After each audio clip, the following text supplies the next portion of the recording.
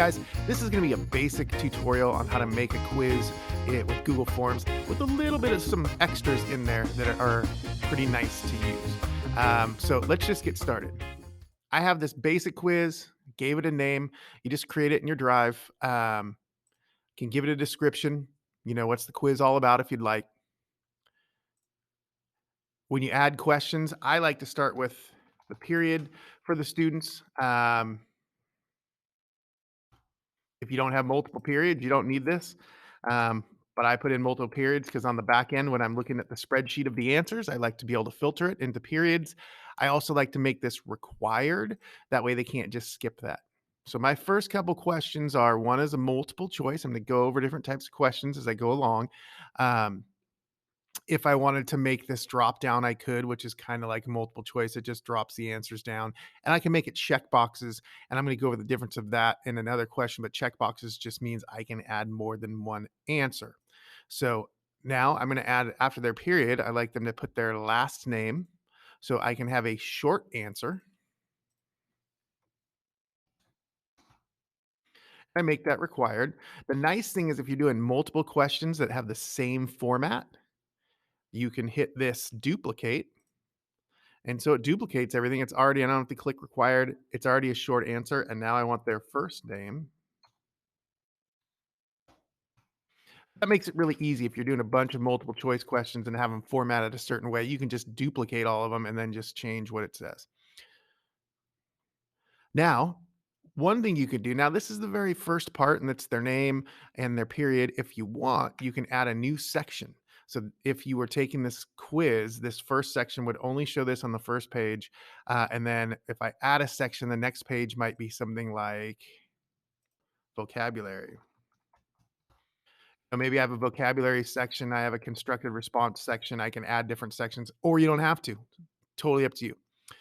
Um, I can add different things. So I can add, this is a title here. This is a description. So I can add another one if I want. I can import questions. So this is really nice.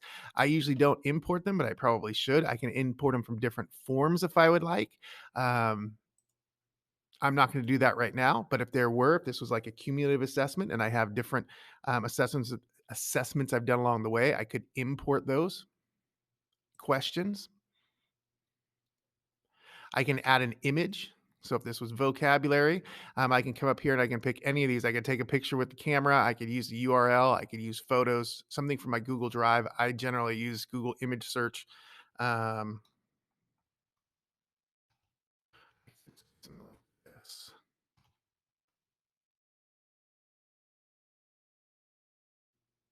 So I'm just going to pick one. I don't know. When you add your image here, you can resize your image. You can add, different things to it. You can get rid of it if you don't like it. You can add a video as well. You can add a YouTube video. And I can either search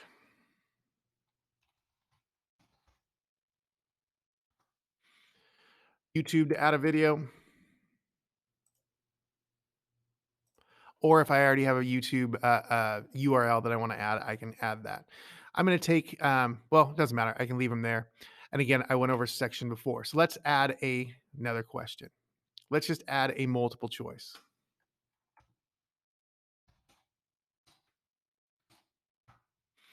All right.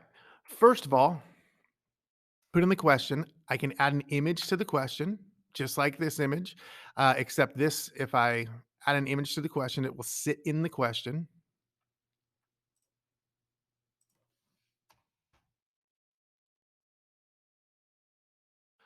So if I want a question to have an image to help, or just to have the image, I do it a lot of time in social. I teach social studies, and I use images as kind of hints or some reminders for the kids. Or sometimes I just use an image just to use it. You can use an image. You can align it in the center, right align it. You can change it. You can remove it. You can add a caption if you want. I'm going to add my distractors, and you just choose and you add distractors. It'll give you some hints that you can use too. So trying to make your life a little bit easier. So it gives you some hints here. And if you click, it'll automatically add them for you. You can add more options, take options away to make it like a true or false. I could change this multiple choice question to a checkbox question.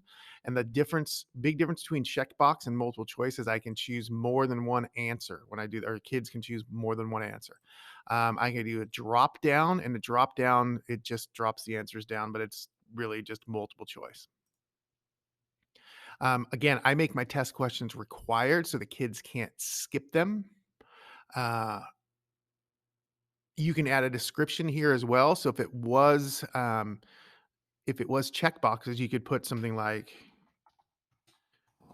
answers, all answers that apply, just to let them know there might be more than one answer. You could go to a section based on an answer. So if they got an answer correct, that would take them to a different section if you want, or but I don't usually use that in quizzes. And then you can shuffle the option order, which is a nice feature. Now, you may be saying, well, where is the key? How do I know? How do I make a question correct, or how do I give it a point value? Well, that is a separate deal, and I'm going to do that right now. So, in order to make this a quiz, what I need to do is I need to come up here to settings. So, let's look at a couple of the settings if I'm going to make a quiz. First thing, in general settings, you can collect email responses if you'd like. You can restrict it to your domain. So if you don't want people from the outside doing your quiz, then you can keep that checked.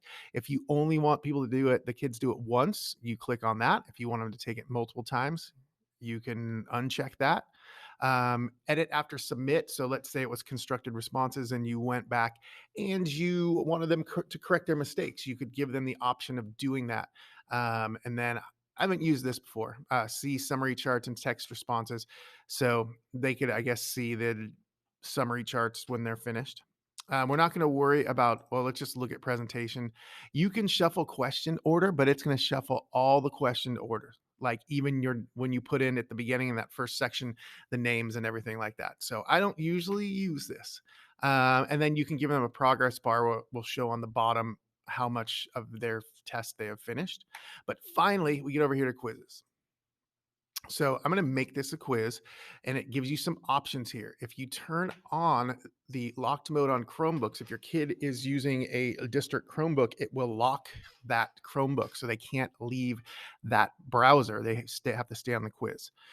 You can also immediately after each response that they get their score back, or you can hold those scores until you can release them later on. Sometimes that's nice to do if you're grading a constructed response because it won't give them that they got it correct, so their score won't look quite right. It might look like they missed a few and they really didn't.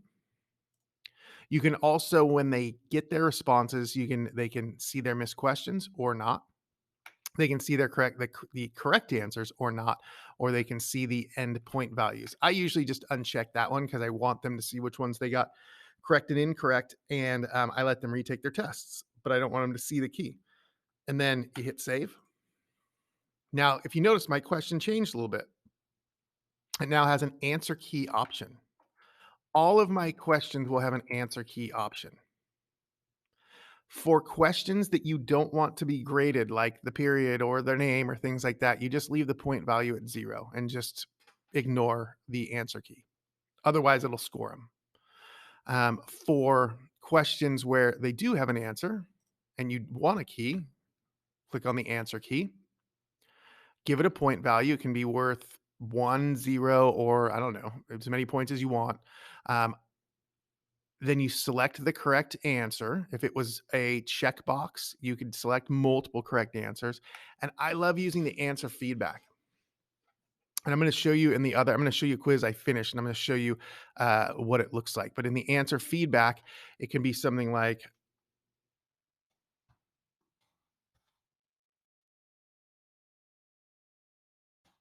oops, missing the comma.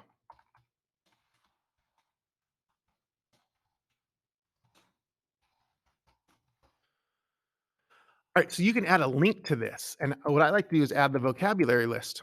So I'm going to use this assignment and say it was my vocabulary list. I just copy the link, come back, and I add it.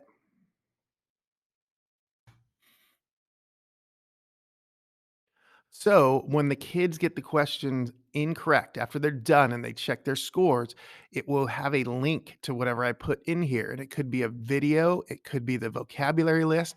So I like to put in, because my kids can redo their tests, hey, go check this link and then come back and redo this question when you're finished. So, and you can leave the same thing here. You can leave videos or links. I don't tend to leave any video links or links to anything extra if they get it correct, but it's just a kind of a nice feature that after they take the test, when they get their score, that you can give them a link to something that, you know, that will help them study.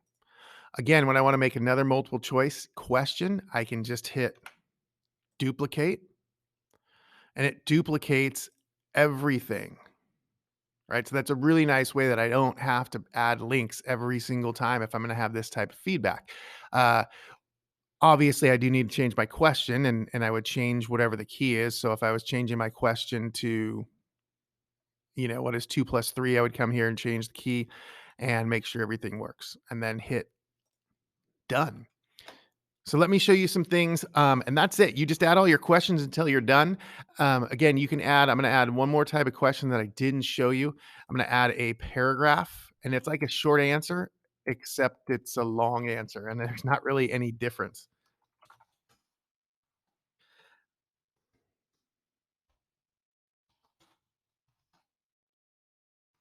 It just is a long answer question. Again, you can make this worth points, but it's not gonna score it for you because you're gonna have to go and read it and then score it for them. So let me show you, I have a test that's finished. Let me show you a couple things about it, and then that's gonna be it for this. On the next one, I'll show you on the back end about grading and all that other stuff. So this test is already done. And so I have my period, I have my last, first name, I have my vocabulary section. I added video of me reading each question, which is really nice. So if people need, they can start the video and just read the question and answer as they go along. If you can see here, I put feedback in here. So if they do get it wrong, they can go to the vocab list and check that when they're finished. So that's really all the features I'm going to show you right now. In the next video, we'll go over checking your scores and how it gets along with Google Classroom. So that's it. See you next time.